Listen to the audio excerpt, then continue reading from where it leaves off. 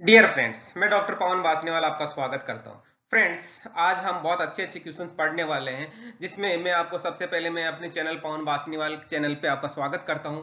Friends, यदि आपने यहाँ चैनल को सब्सक्राइब नहीं किया तो चैनल को सब्सक्राइब करें। मल्टीपल चॉइस क्वेश्चंस में आप बहुत अच्छे अच्छे क्वेश्चंस बताने वाला हूं, जो GPAT, DCU, DI, net exam और फार्मासिस्ट एग्जाम के लिए बहुत ज्यादा इंपॉर्टेंट है। जिसमें दूसरे कोर्सेज हैं, जिसमें नर्सिंग होंगे, डेंटल होंगे, एमबीबीएस होंगे, इन सभी में भी बहुत अच्छे, और बायो लाइफ साइंसेज में भी क्वेश्चंस होंगे, बहुत इंपॉर्टेंट होंगे, जो डिफरेंट डिफरेंट एग्जाम्स में पूछे गए, उन्हीं सभी को इंक्लूड किया हुआ है। तो फ्रेंड्स, आज किस पे बेस्ड क्वेश्चन होंगे, that is the biochemistry part 2, that is from carbohydrates. Carbohydrate से रिलेटेड अपन ये क्वेश्चंस पढ़ने वाले हैं। फ्रेंड्स, पहला क्वेश्चन अपन लेते हैं, main site of glycogenesis. Friend, glycogenesis क्या होता है? फ्रेंड्स देखिएगा, ग्लाइकोजेनेसिस बेसिकली दो वर्ड से मिलके बना हुआ है। मैं रूप दोबारा से लिख रहा हूं, ग्लाइकोजेनेसिस। ओके, ग्लाइकोजेनेसिस यहां से निकल के आता है ग्लाइकोजन। ओके, ग्लाइकोजन यहां से निकल के आता है, और जेनेसिस का मतलब होता है सिंथेसिस या जनरेट करना। जनरेट करना मतलब ग्लाइकोजन का जनरेशन हो रहा है। ग्लाइकोजन का जनरेशन को हम बोलते हैं ग्लाइकोजेनेसिस। फ्रेंड्स, ये आपको पता होगा, ग्लूकोज से बनता है जनरली। तो इसका डेफिनेशन क्या हुआ? सिंथेसिस ऑफ ग्लाइकोजन, जो रिजर्वायर ऑफ एनर्जी होता है, किससे बनता है? ग्लूकोज से। ओके, किससे रेगुलेटेड होता है? फ्रेंड्स, ये रेगुलेशन के लिए अपन बात करें, एक मेन एंजाइम उसका जिसका होता है, या जिसको अपन की एंजाइम बोलते हैं, की enzyme that is glycogen synthesis होता है। बेसिकली ये दो फॉर्म में मिलता है, dephosphorylated and phosphorylated. Dephosphorylated, phosphorylated का मतलब क्या होता है? फॉस्फेट ग्रुप का जुड़ना और हटना। तो एक्टिव फॉर्म कौन सा होता है? डीफॉस्फोराइलेटेड फॉर्म होता है, वो एक्टिव फॉर्म होता है। फॉस्फोराइलेटेड फॉर्म होता है, वो इनएक्टिव फॉर्म होता है। ये यदि एंजाइम एक्टिव होगा तो ग्लाइकोजन का सिंथेसिस होगा, मींस ग्लाइकोजेनेसिस होगा। ये मेनली किस हार्मोन से इन्फ्लुएंस्ड रहता है? इंसुलिन हार्मोन ज्यादा होगा या उसकी प्रेजेंस होगी तो ग्लाइकोजेनेसिस की प्रोबेबिलिटी ज्यादा होगी। कहां होगा मेनली? ये preferred, that is the liver and muscles की बात कर रहे हैं अपन। तो हमारा आंसर क्या होना चाहिए? लीवर एंड मसल्स आ गया, that must B answer first होना चाहिए। ये हमारा आंसर हो गया फर्स्ट। ओके, तो इंपॉर्टेंट चीज यहाँ पे कौन कौन सी क्वेश्चंस बनते हैं? जेनेसिस से रिलेटेड क्वेश्चन बनता है, यहाँ पे ग्लाइकोजन सिंथेसिस से रिलेटेड क्वेश्चन बनता है, इंसुलिन हार्मोन से रिलेटेड क्वेश्चन बनता है, और लिवर एंड मसल से रिलेटेड क्वेश्चन बनता है। इस तरह से अपन ने 4 क्वेश्चंस कर लिए। Okay, next question friends, that is again main site of gluconeogenesis. Gluconeogenesis कहां होता है? फ्रेंड्स, ग्लूकोनियोजेनेसिस का दूसरा नाम है नियोग्लूकोजेनेसिस।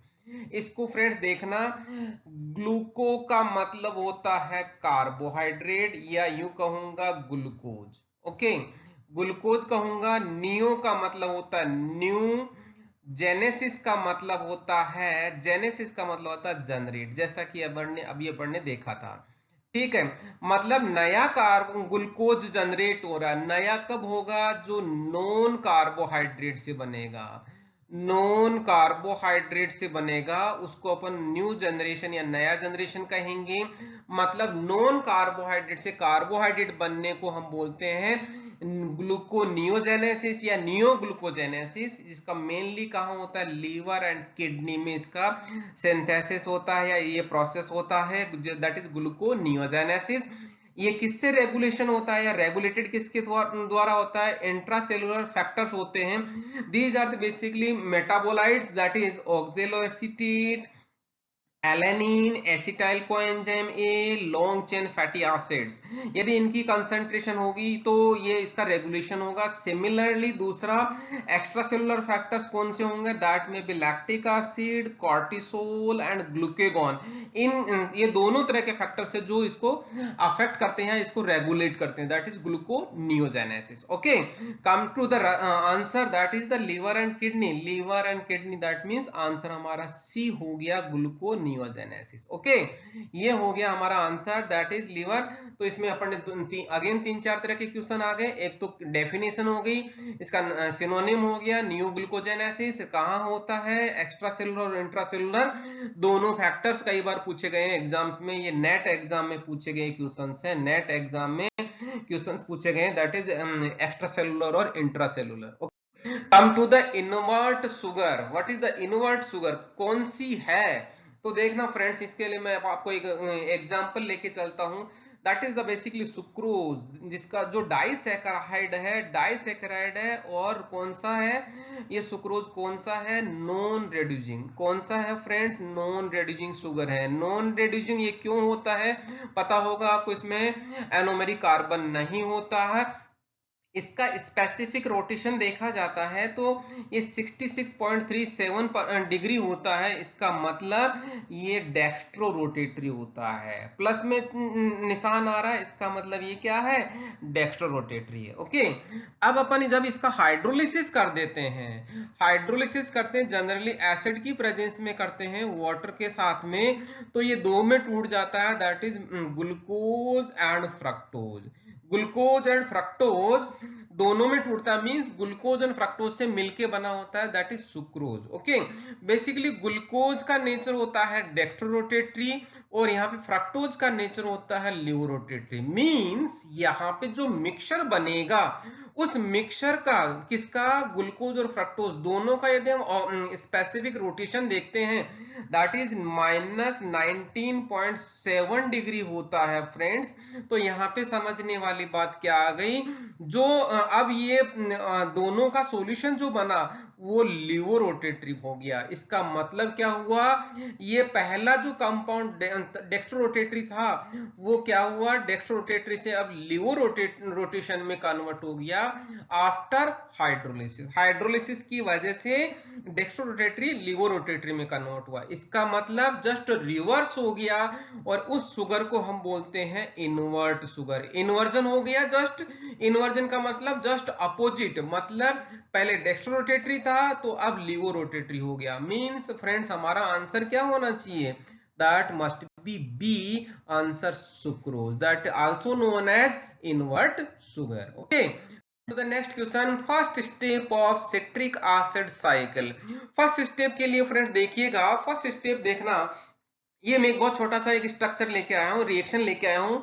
ये ऑक्जेलो एसिटिक एसिड है, ऑक्जेलो ग्रुप हम इसको बोलते हैं, ये प्लस ये, तो इस ग्रुप को हम ऑक्जेलो बोलते हैं, और ये वाला एसीटेट है तो ऑक्जेलो एसिटिक एसिड, और एसिटाइल कोएंजाइम का ये वाला स्ट्रक्चर है, एसिटाइल कोएंजाइम ये वाला स्ट्रक्चर है।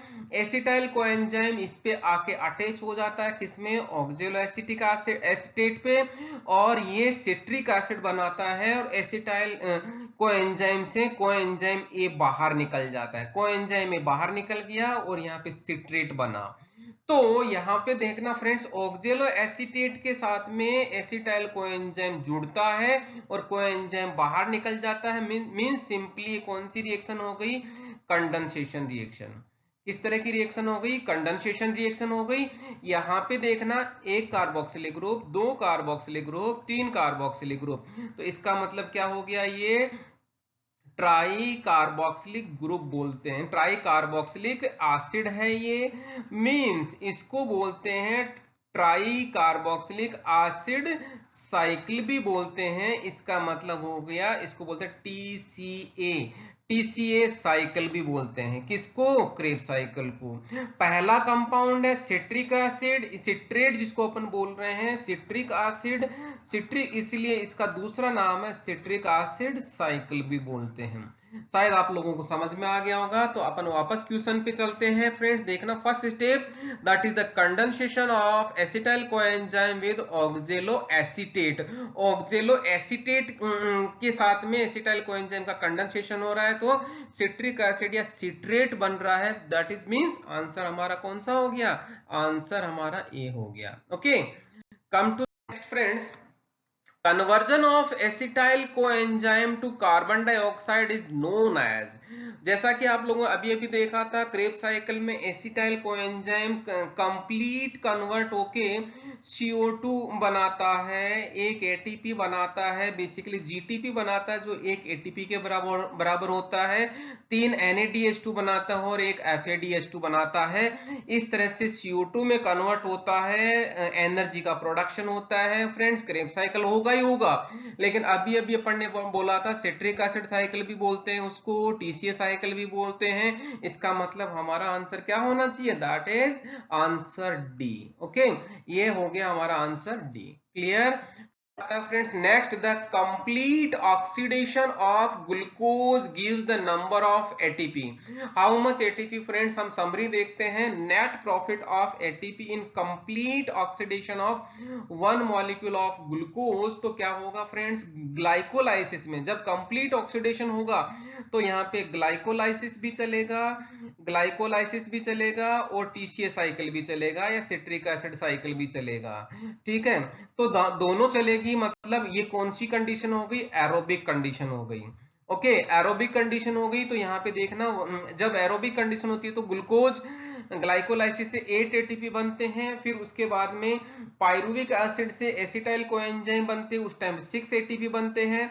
और क्रेब्स साइकिल से जो 2 बार चलेगी, क्योंकि 2 पायरुविक एसिड तो 2 बार चलेगी यहाँ पे, तो 24 ATP बनेंगे। इस तरह से टोटल मिला के हमारे पास कितने हो गए?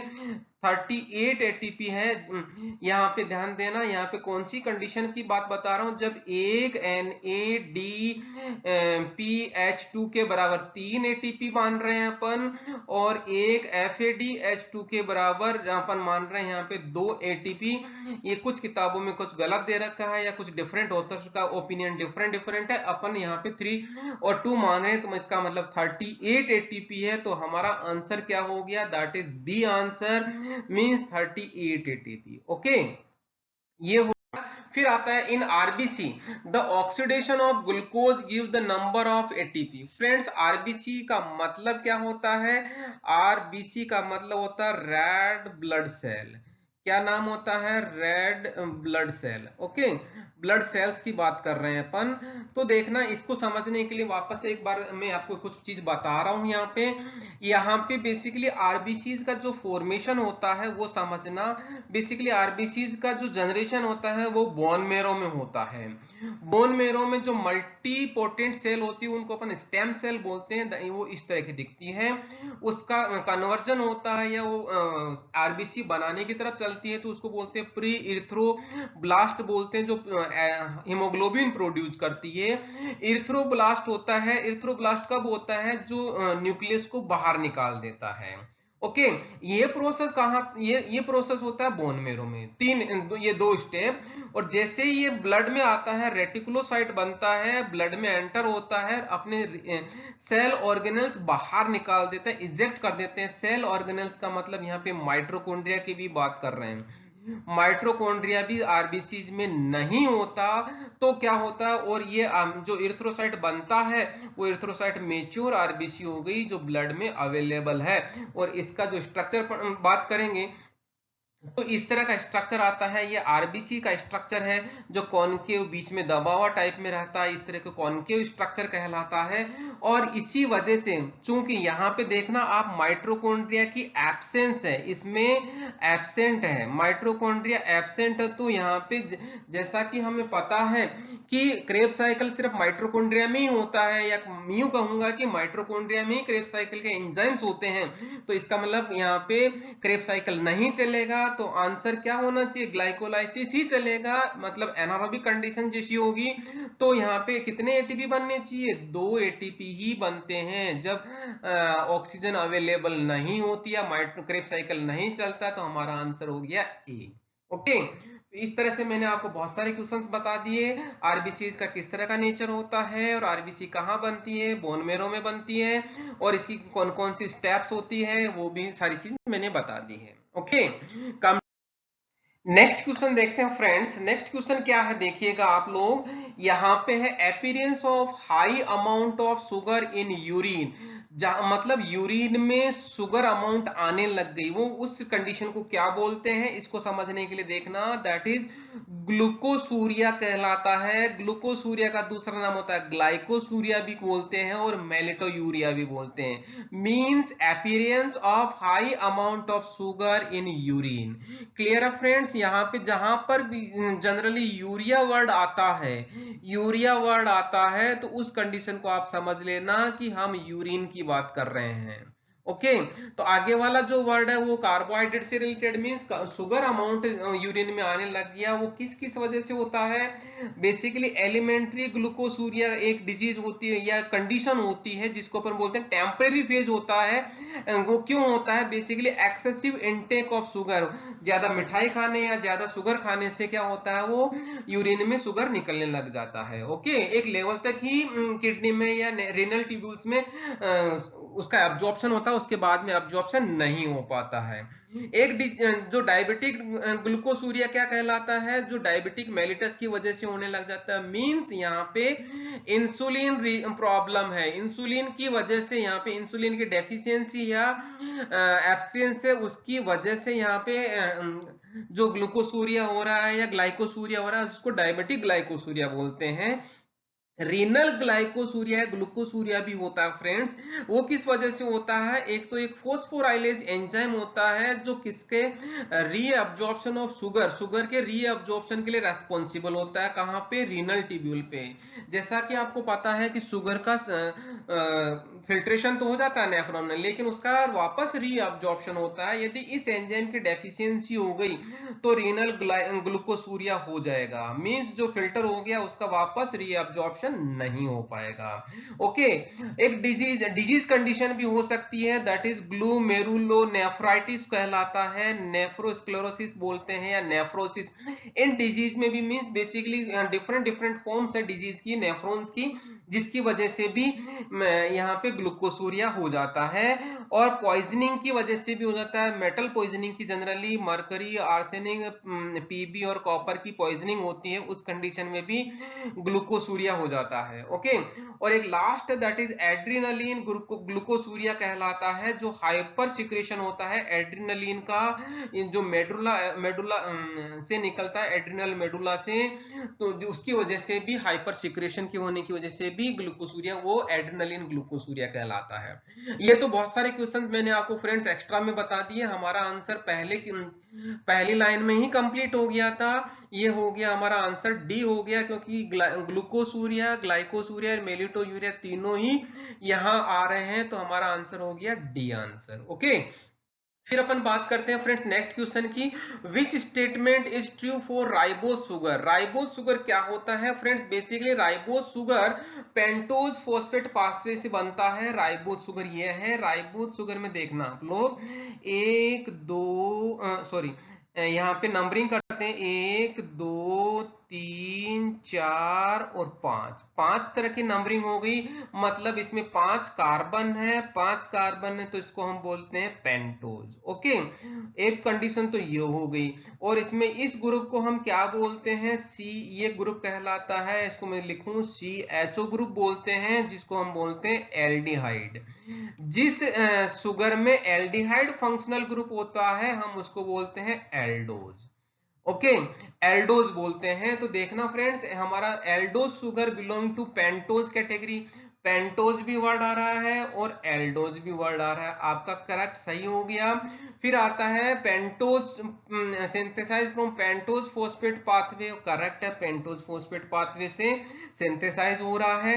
अब अपन आगे बात करते हैं राइबोज, जैसा कि ये इसका साइक्लिक फॉर्म हो गया राइबोज। और ये राइबोज किसमें पार्ट लेता है? आरएनए में। राइबो न्यूक्लिक एसिड जिसको बोलते हैं आरएनए 1 में पार्टिसिपेट करता है उसके सिंथेसिस में, मींस उसका कंपोनेंट हो गया। यदि इस OH की जगह में फ्रेंड्स मैं H लगा दूं यहाँ पे, तो इसका नाम हो जाता है डीऑक्सी राइबोज शुगर कहलाता है। और ये डीऑक्सी राइबोज शुगर किसमें पार्टिसिपेट करता है या किसका कंपोनेंट होता है? DNA का कंपोनेंट होता है। ऑक्सीराइबोन्यूक्लिक एसिड कहलाता है। इसका मतलब पहला स्टेटमेंट भी सही है, दूसरा स्टेटमेंट भी सही है, तीसरा स्टेटमेंट मींस हमारा आंसर क्या होना चाहिए, that must be D. Okay, ये हमारा आंसर डी हो गया। Okay, come to the next question friends, mucopolysaccharides क्या होता है। म्यूकोपॉलीसैकेराइड्स का जैसा कि अपन देखते हैं बेसिकली दूसरा नाम होता है ग्लाइकोसेमिनोग्लाइकन्स बोलते हैं। ये होता क्या है, बेसिकली पॉलीसैकेराइड का टाइप है। किसका टाइप है, पॉलीसैकेराइड का टाइप है। ये पॉलीसैकेराइड मींस कार्बोहाइड्रेट का टाइप है जिसमें एमिनो शुगर और यूरोनिक एसिड के पॉलीमर होते हैं। एमिनो शुगर क्या होता है, शुगर के साथ में एमिनो ग्रुप जुड़ा रहता है, उसको अपन एमिनो शुगर बोलते हैं। ठीक है, और uronic acid again is the type और derivative form of the carbohydrate. यहाँ पे मैं आपको चीज बता दूं, बेसिकली ये म्यूकोलॉन्ग लीनियर पॉलीसैकेराइड का एग्जांपल है। इसमें एग्जांपल है हेपेरिन जिसमें ग्लूकोसामीन एंड ग्लूक्रोनिक एसिड आ गया, यूरोनिक एसिड ये वाला फॉर्म हो गया, ग्लूकोसामीन मतलब ग्लूकोज के साथ में एमिनो ग्रुप जुड़ा हुआ है, ग्लूकोसामीन हो गया, chondroitin sulphate that is N acetyl galactosamine and glucuronic acid हो गया। इस तरह से फ्रेंड्स जनरली हेपेरिन और कॉन्ड्रोइटिन सल्फेट जो देखा जाता है वो दोनों किसके एग्जाम्पल हो गए, म्यूकोपॉलीसैकेराइड का हो गया, मतलब पॉलीसैकेराइड। पॉलीसैकेराइड का मतलब carbohydrate. Most of the students को नहीं पता होता कि हेपेरिन और कॉन्ड्रोइटिन सल्फेट कार्बोहाइड्रेट के एग्जाम्पल हैं। तो अब अपन बात करते हैं वापस से, आल्सो नोन एज ग्लाइकोसेमिनो एमिनोग्लाइकन्स, करेक्ट है। एमिनो शुगर और यूरोनिक एसिड के पॉलीमर है, करेक्ट है। एक दूसरा और होता है फ्रेंड्स, ये जो सबसे ज्यादा मिलता है हेट्रोपॉलीसैकेराइड कहाँ मिलता है, ह्यूमन आई में मिलता है। बहुत अबंडेंट अमाउंट होता है, अबंडेंट मतलब प्रचुर प्रचुर मात्रा में अच्छा अमाउंट होता है। तो most abundant heteropolysaccharide present in human eye, correct है। इसका मतलब हमारा आंसर क्या है, that is D answer. Okay, ये हो गया हमारा D answer. Come next friends, enzyme of glycolysis present in. Glycolysis के एंजाइम्स कहाँ प्रेजेंट होते हैं फ्रेंड्स, ग्लाइकोलाइसिस बेसिकली कहाँ होता है, साइटोप्लाज्म या साइटोसोल में होता है। इसका मतलब उसके सारे एंजाइम्स कहाँ होते हैं, साइटोसोल या साइटोप्लाज्म में। इसका दूसरा नाम आपने देखा होगा एम्डेन मेयर ऑफ पर्नास पाथवे, जिसको ईएमपी पाथवे भी बोला जाता है। ये दोनों कंडीशन में होता है, मींस एरोबिक कंडीशन और एनारोबिक कंडीशन में होता है। एरोबिक का मतलब ऑक्सीजन की प्रेजेंस, एनारोबिक का मतलब ऑक्सीजन की एब्सेंट। ओके, तो हम इसको बेसिकली रेगुलेशन के लिए डिफरेंट डिफरेंट एंजाइम्स होती है। एंजाइम्स की कैटेगरी में आते हैं हेक्सोकाइनेज, फॉस्फोफ्रक्टोकाइनेज और पाइरुवेट काइनेज। और यदि इंट्रासेलुलर मॉलिक्यूल्स की बात करते हैं तो citric acid, fructose 1,6 diphosphate, AMP, ADP और एटीपी, ये तीनों होते हैं। और एक्स्ट्रा सेलुलर हॉर्मोन्स में जनरली इंसुलिन एंड ग्लूकेगोन होता है। ये सारे के सारे कंपोनेंट कौन से होते हैं, ये रेगुलेशन के पार्ट होते हैं। किसकी बात कर रहे हैं अपन, ग्लाइकोलाइसिस की बात कर रहे हैं। ओके, तो ग्लाइकोलाइसिस से उनको रेगुलेट करने वाले कौन कौन से एंजाइम्स होते हैं, हेक्सोकाइनेज, फॉस्फोफ्रक्टोकाइनेज और पाइरुवेट काइनेज, ये होते हैं। मॉलिक्यूल्स कौन कौन से होते हैं, ये मॉलिक्यूल्स होते हैं और ये हार्मोन्स होते हैं। इन पे क्वेश्चन पूछा गया है, नेट एग्जाम में बहुत बार क्वेश्चन पूछे गए हैं, तो डोंट गेट कंफ्यूज, आपको यहाँ पे याद जरूर करना है। हमारा आंसर यहाँ पे जो हो गया वो हमारा आंसर ए हो गया, जो पहली लाइन में ही हमारा क्लियर हो गया था। मैंने यहाँ आपको बहुत सारे क्वेश्चन यहाँ पे और याद करवा दिए, आंसर ए। ओके, बात करते हैं friends, which statement is true for glycolysis. जैसा कि अभी मैंने बताया था कि एंजाइम्स कौन से थे, hexokinase, फॉस्फोफ्रक्टोकाइनेज, pyruvate kinase, correct. एम्फीबोलिक pathway है, एम्फीबोलिक पाथवे का मतलब ये होता है कि ये सिंथेसिस एज वेल एज मतलब anabolic as well as catabolic दोनों पाथवे में इन्वॉल्वमेंट होता है, बट वे से दोनों में होता है और बहुत कंडीशन में होता है, एरोबिक और एनारोबिक कंडीशन में। इसका मतलब हमारा आंसर क्या होना चाहिए, answer is the D. Okay, ये हो गया हमारा आंसर डी। फिर उसके बाद में नेक्स्ट क्वेश्चन देखते हैं friends, normal range of plasma glucose concentration in fasting condition. Fasting condition का मतलब क्या होता है, यहाँ पे भूखे पेट। जो भूखा पर्सन होता है, भूखे पेट, सुबह जो कंडीशन सुबह अपन करते हैं टेस्टिंग, उसकी कंडीशन की बात कर रहे हैं। खाली पेट जो लेते हैं फास्टिंग कंडीशन हो गई। जैसा कि फ्रेंड्स देखना, glucose plasma glucose concentration in fasting condition की बात करते हैं। नॉर्मल रेंज रहती है लेस देन 110 mg पर डेसीलीटर, जिसका दूसरा मोलर मिली मोलर में होता है लेस देन 6.1, इसको बोलते हैं mm को बोलते हैं मिली मोल पर लीटर। ओके, दोनों चीज आपको याद करनी है, कई बार इसमें भी पूछ लिया जाता है। इम्पेयर्ड ग्लूकोज टॉलरेंस कहलाती है, that is up to 140 mg milligram per decilitre, या इसको बोलते हैं up to 7.8 millimolar per litre. Okay, और डायबिटिक मेलिटस की बात करें तो यहाँ पे more than 140 milligram per decilitre या more than 7.8 millimolar per litre हो जाता है। तो हमारा जो नॉर्मल कंडीशन की बात करें तो नॉर्मल कंडीशन का हमारा पहला ही लाइन होगी फ्रेंड्स।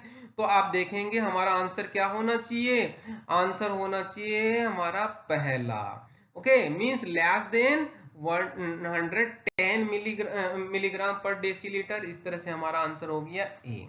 ओके, आप लोगों को 6.1 मिलीमोलर पर लीटर भी आपको याद रखना है। Okay, come to the next, in normal condition the plasma glucose concentration in diabetic condition mellitus. Fasting condition की बात नहीं कर रहे हैं फ्रेंड्स, नॉर्मल कंडीशन की बात कर रहे हैं। बेसिकली डायबिटिक कंडीशन या मेलिटस क्या होता है, क्रोनिक हाइपरग्लाइसीमिया होता है, जो जेनेटिक और एनवायरमेंटल कंडीशन की वजह से हो सकता है। हाइपरग्लाइसीमिया का मतलब होता है, हाइपर का मतलब इंक्रीज, ग्लूकोज का ग्लाई का मतलब कार्बोहाइड्रेट या ग्लूकोज, ईमिया का मतलब होता है ब्लड। ओके, मतलब ब्लड में ग्लूकोज की लेवल इंक्रीज हो गई, उसको बोलते हैं हाइपरग्लाइसेमिया। प्लाज्मा में ग्लूकोज की कंसंट्रेशन इन नॉर्मल कंडीशन की बात कर रहे हैं, फास्टिंग कंडीशन की बात नहीं कर रहे। नॉर्मल रेंज रहती है less than 140 milligram per decilitre, जो 7.8 मिलीमोलर की बात है। इम्पेयर्ड ग्लूकोज टॉलरेंस कहलाता है basically 200 up to 200 milligram per decilitre, वो किसके बराबर होता है 11.1 मिलीमोलर पर लीटर होता है। और डायबिटिक मेलिटस होता है friends more than 200 milligram per decilitre या 11.1 से ज्यादा हो मिलीमोलर पर लीटर। तो फ्रेंड्स कौन सा आंसर होना चाहिए, डायबिटिक कंडीशन की बात कर रहे हैं, इसका मतलब आंसर होना चाहिए more than, that is this one. Okay, ये हमारा आंसर सी हो गया, ये वाला आंसर सी हो गया। क्लियर। नेक्स्ट 15 नंबर का क्वेश्चन देखते हैं friends, disease related to carbohydrate metabolism. Friends देखते हैं गैलेक्टोसूरिया बेसिकली क्या होता है, गैलेक्टोसूरिया होता है फ्रेंड्स देखना, इज द गैलेक्टोसूरिया का मतलब होता है गैलेक्टोज इन यूरिन। गैलेक्टोसेमिया क्या कहलाता है, गैलेक्टोज इन ब्लड, जैसा कि मैंने अभी बताया था। यूरिया का मतलब यूरिन और ईमिया का मतलब होता है ब्लड की बात करें। ये किसकी वजह से होता है, due to deficiency of galactose one phosphate uridyl transferase, means ये कार्बोहाइड्रेट मेटाबॉलिज्म से रिलेटेड है। फिर अपन नेक्स्ट की बात करते हैं फ्रेंड्स, फ्रक्टोसूरिया का दूसरा नाम कहलाता है लेवलोसूरिया भी बोलते हैं। ये क्या होता है, presence of fructose in urine, fructose urine में आने लग जाता है due to metabolic problem, metabolic problem की वजह से ये आने लग जाता है। तो इसका मतलब अगेन ये डिजीज होगी, दैट इज फ्रक्टोसूरिया। पेंटोसूरिया का मतलब होता है friends pentose sugar in urine, means again pentose से रिलेटेड प्रॉब्लम हो गई, उसको अपन पेंटोज मींस मेटाबॉलिज्म से रिलेटेड हो गया। तो अगेन यहाँ पे इसका मतलब क्या हो गया, हमारे तीनों ही कंडीशन आ गई, बट लेकिन ये देखना पेंटोज नो सिग्निफिकेंस, ये हार्मलेस होता है, लेकिन ये दोनों हार्मफुल कंडीशन आती है। क्लियर। तो हमारा आंसर क्या हो गया, गैलेक्टोसूरिया भी हो गया, फ्रक्टोसूरिया भी हो गया, पेंटोसूरिया भी, means answer is D. Okay, ये हो गया हमारा answer D. Next question friends, that is 16. Which statement is true for diabetic mellitus? Diabetic mellitus में कौन सी स्टेटमेंट है फ्रेंड्स? देखना, डायबिटीज मेलिटस के करैक्टराइजेशन की बात करें तो हाइपरग्लाइसीमिया होता है, जिसमें अपन ने भी बताया पुअर ग्लूकोज टॉलरेंस, मतलब ग्लूकोज को टॉलरेट नहीं कर पाता। ग्लाइकोसूरिया का मतलब होता है ग्लूकोज ब्लड यूरिन से बाहर निकल रहा है। कीटोसिस का मतलब हो गया कीटोन बॉडीज का फॉर्मेशन होता है, कीटोन बॉडीज का फॉर्मेशन कहलाता है। और पॉलीयूरिया का मतलब बार बार पेशाब जाना होता है। पॉलीडिप्सिया का मतलब होता है बार बार उसको प्यास लग रही है। पॉलीफेजिया का मतलब होता है एक्सेस ईटिंग, बहुत बार बार खाना या भूख लग रही है, उसको पॉलीफेजिया बोलते हैं। तो ये सारी कैरेक्टराइजेशन किसके होते हैं? डायबिटीज मेलिटस से होता है। और किसकी वजह से होता है? इंसुलिन की एब्सेंस की वजह से या डेफिशिएंसी की वजह से।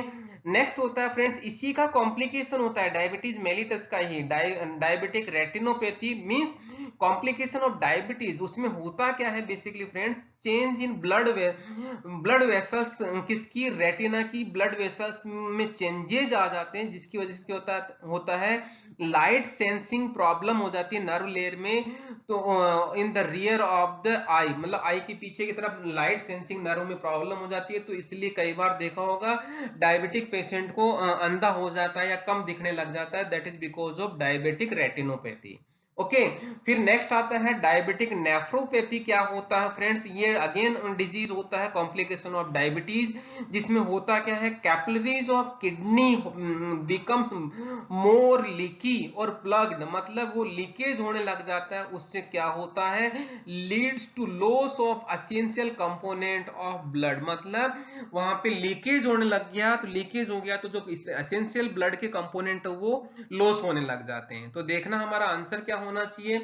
Diabetic retinopathy is the complication of diabetes, correct है। नेफ्रोपैथी भी कॉम्प्लिकेशन है, दोनों ही बात सही है। Hyperglycaemia, poor glucose tolerance are the main characteristics friends, इसका मतलब हमारा थर्ड भी ऑप्शन सही है। मींस हमारा आंसर क्या होना चाहिए? दैट इज आंसर डी, जो हम आंसर डी की बात कर रहे हैं। ओके, यहाँ पे मैंने बहुत सारे क्वेश्चंस बता दिए हैं, डायबिटिक के करैक्टर बता दिए हैं, डायबिटिक रेटिनोपैथी क्या होता है और डायबिटिक नेफ्रोपैथी क्या होता है। ओके, नेक्स्ट क्वेश्चन करते हैं फ्रेंड्स, दैट इज यहाँ पे क्या है? Hormones influence the blood glucose level. Blood glucose level को जो कौन से हार्मोन्स होते हैं वो बात कर रहे हैं अपन। यहाँ पे देखना ग्लूकोज लेवल को वो इंक्रीज भी कर सकते हैं और डिक्रीज भी कर सकते हैं। तो यहाँ पे देखना फ्रेंड्स, जो ब्लड ग्लूकोज लेवल को डिक्रीज करते हैं, ब्लड ग्लूकोज लेवल को जो डिक्रीज करने वाला है वो इंसुलिन होता है। ओके, और यहाँ पे दूसरी तरफ अपन बात करते हैं जो ब्लड ग्लूकोज लेवल को इंक्रीज करता है फ्रेंड्स, उसको अपन बात करते हैं that is glucagon, epinephrine, thyroid hormone, glucocorticoid, growth hormone और एसीटीएच। ओके, ये सारे के सारे हार्मोन्स ब्लड ग्लूकोज लेवल को इंक्रीज करते हैं और only and only insulin decrease करता है। तो हमें यहाँ दोनों बताने हैं। इन्फ्लुएंस करने का मतलब आइदर इंक्रीज भी कर सकता है, डिक्रीज भी कर सकता है फ्रेंड्स। तो यहाँ पे देखना इंसुलिन और ग्लूकेगोन दोनों एक जगह है, ग्लूकोकॉर्टिकॉइड थायराइड हार्मोन एक जगह है, एपिनेफ्रिन और एसीटीएच दोनों एक जगह है। इसका मतलब तीनों कैटेगरी ही सही है। इसका मतलब आंसर क्या होना चाहिए? That is answer D. Okay, ये हमारा आंसर हो गया डी। क्लियर है? नेक्स्ट अपन करते हैं फ्रेंड्स हेटेरोपॉलीसैकेराइड, जिसको हेटेरोग्लाइकन्स ही बोलते हैं, तो उसके एग्जांपल्स कौन से हैं? दैट इज फ्रेंड्स देखते हैं अपन बेसिकली एगार जो होता है, अगेन इसके एग्जांपल्स हैं किसके? हेटेरोग्लाइकन्स के या हेटेरोपॉलीसैकेराइड के। एगार जो एगारोज और एगारोपेक्टिन के बने होते हैं। गम एकेसिया होता है जो पॉलीमर ऑफ अरेबिक एसिड होता है। अरेबिक एसिड क्या होता है? Galactose plus arabinose plus rhamnose plus glucuronic acid होता है। पैक्टिन क्या होता है friends? Polymer of esterified galacturonic acid कहलाता है। और एल्जिनिक एसिड क्या होता है? Polymer of mannuronic acid and uronic acid कहलाता है। और हाई एलोनिक एसिड होता है नॉन सल्फेटेड ग्लाइकोसेमिनोग्लाइकान्स। तो हमारे इसमें जो एग्जांपल्स कौन कौन से फिट हो रहे हैं? एल्जिनिक एसिड आ रहा है, एल्जिनिक एसिड आ रहा है, हाई एलोनिक एसिड आ रहा है, हाई एलोनिक एसिड आ रहा है, और पैक्टिन आ रहा है, ये हमारा पैक्टिन आ रहा है, तो इसका मतलब हमारा आंसर क्या होना चाहिए, आंसर हमारा डी होना चाहिए। तो इस तरह से फ्रेंड्स हमारा आंसर डी हो गया। मींस एल्जिनिक एसिड, हाइलोरेनिक एसिड और पैक्टिन ये तीनों के तीनों ही एग्जांपल किसके हैं, हेटेरोग्लाइकन्स के हैं। ओके, नेक्स्ट क्वेश्चन की बात करते हैं। Which conversion take place in liver related to carbohydrate metabolism. Carbohydrate के मेटाबॉलिज्म से कौन सा कन्वर्जन होता है फ्रेंड्स, देखिएगा यहाँ पे बेसिकली अपन बात करते हैं, देखना लैक्टोज होता है जो इंटेस्टाइन में एब्जॉर्ब हो जाता है, और वहीं लैक्टेज की प्रेजेंस में गैलेक्टोज एंड ग्लूकोज में कन्वर्ट हो जाता है, और यहाँ पे गैलेक्टोज एब्जॉर्प्शन हो गया, गैलेक्टोज कहाँ पहुंच गया, यहाँ पे फ्रेंड्स ब्लड में पहुंच गया। ओके, ब्लड में जैसे ही पहुंचा, ब्लड में उसका जाने के बाद में उसका लीवर एंड ब्रेन में, लीवर और ब्रेन में ये रिएक्शन आगे वाली होने वाली है। लीवर और ब्रेन में तो गैलेक्टोज 1 फॉस्फेट गैलेक्टोकाइनेज में फॉस्फोराइलेशन होता है, और ये चेंज हो जाता है ग्लूकोज 1 फॉस्फेट में। ग्लूकोज 1 फॉस्फेट से ग्लाइकोजन भी बन जाता है, ग्लूकोज 6 फॉस्फेट भी बन जाता है, जो ग्लाइकोलाइसिस और ग्लूकोज में कन्वर्ट हो जाता है। तो फ्रेंड्स यहाँ पे लीवर में रिएक्शन हो रही है, जो अपन ने बताया, मतलब गैलेक्टोज का ग्लूकोज में कन्वर्जन कहलाता है, गैलेक्टोज का ग्लूकोज में कन्वर्जन हो गया, किसमें, लीवर में हो रहा है। ओके, फिर नेक्स्ट की बात करते हैं फ्रेंड्स, देखना बात आती है फ्रक्टोज की। फ्रक्टोज ये वाला हो गया, फ्रक्टोज का फॉस्फोराइलेशन से 1 फॉस्फेट बन जाता है, एल्डोलेस से ये ब्रेक डाउन हो जाता है डाइहाइड्रोक्सीसीटोन फॉस्फेट और ग्लिसरॉल्डिहाइड बन जाता है, और ये इसका अगेन फॉस्फोराइलेशन ग्लिसरॉल्डिहाइड 3 फॉस्फेट, और ये ग्लिसरॉल्डिहाइड 3 फॉस्फेट यहाँ आ गया, जो ये वाला पार्ट चल रहा है ग्लाइकोलाइसिस, ये पूरा पार्ट चल रहा है ग्लाइकोलाइसिस, ये एंटर यहाँ हो गया। ओके, एंटर हो गया ग्लाइकोलाइसिस, जैसा कि आपको पता है कि ये रिवर्सिबल रिएक्शन होती है, तो यहाँ पे वापस ग्लूकोज में कन्वर्ट हो जाता है, तो यहाँ पे ये अगेन लीवर में प्रोसेस होता है। ओके, मींस फ्रक्टोज का कन्वर्जन किस में होता है, ग्लूकोज में, और आपने देखा होगा ग्लूकोज 6 फॉस्फेट अगेन ग्लूकोज में कन्वर्ट हो रहा है, ग्लूकोज 6 फॉस्फेट अगेन ग्लूकोज में कन्वर्ट हो जाता है, यहाँ पे बाय रिवर्सिबल रिएक्शन से इस तरह से ये हो जाता है। तो इसका मतलब हमारे पास जो आंसर होगा, आंसर क्या हो गया, आंसर इज डी, क्योंकि तीनों के तीनों का कन्वर्जन कहां होता है, लीवर में हो जाता है, ग्लूकोज 6 फॉस्फेट से ग्लूकोज में, फ्रक्टोज का ग्लूकोज में, और गैलेक्टोज का ग्लूकोज में। ओके, फिर अपन क्वेश्चन देखते हैं, that is 20th number question, how much ATP is produced by 1 molecule of acetyl coenzyme. Friends acetyl coenzyme, जैसा कि आपको पता है, एसिटाइल कोएंजाइम स्टार्टिंग मटेरियल होता है क्रेब्स साइकिल के लिए। एसिटाइल कोएंजाइम, एक एसिटाइल कोएंजाइम से 2 CO2 बनता है, एक एटीपी बनता है, 3 NADH2 बनता है, और एक FADH2 बनता है। जैसा कि फ्रेंड्स आपको पता है कि एक NADH2 से 3 ATP होता है, तो 3 NADH2 से कितने होंगे, 3 × 3 दैट इज 9 ATP होता है। ओके, सिमिलरली एक FADH2 से 2 ATP बनता है, तो टोटल कितने हो गए, 2 ATP ये हो गए, और एक ATP सीधा बनता है in the form of GTP, तो टोटल कितने हो गए, 9 + 2 कितने हो गए, 11, और 1 कितने हो गए, 12। तो इस तरह से फ्रेंड्स 1 एसिटाइल कोएंजाइम से कितने बनते हैं, 12 ATP, मतलब 12 ATP बनते हैं, और 2 एसिटाइल कोएंजाइम से कितने बनते हैं, 24 ATP। जैसा कि आप लोगों को पता है 24 ATP क्यों बनते हैं, क्योंकि एक ग्लूकोज से 2 एसिटाइल कोएंजाइम बनते हैं, इसका मतलब एक ग्लूकोज के लिए क्रेब्स साइकिल 2 बार चलती है। इस तरह से आपने 24 ATP, हमारे क्वेश्चन में यहाँ पे क्या पूछा गया है, 1 मॉलिक्यूल्स के लिए पूछा गया है, इसलिए हमें कितना बताना पड़ेगा, आंसर 12 की बात कर रहा है, इसका मतलब आंसर क्या होना चाहिए, आंसर होना चाहिए बी, मींस हमारा आंसर हो गया बी। यदि वो 2 मॉलिक्यूल्स के लिए पूछता तो 24 ATP कहलाता। ओके, ये हो गया हमारा आंसर बी, मींस 12 ATP, और से हमारा कंप्लीट होता है friends. Thank you for watching. यहाँ पे यदि आपने चैनल को सब्सक्राइब नहीं किया तो चैनल को सब्सक्राइब करें, और यहाँ पे मैं को रिक्वेस्ट करूंगा प्लीज, यदि आपने क्वेश्चन समझ में आए और कुछ अच्छे लगे हो तो आप इसको लाइक करें, कमेंट करें, और फ्रेंड्स सर्कल में जितना हो सके उतना शेयर करते जाएं। Thank you for watching.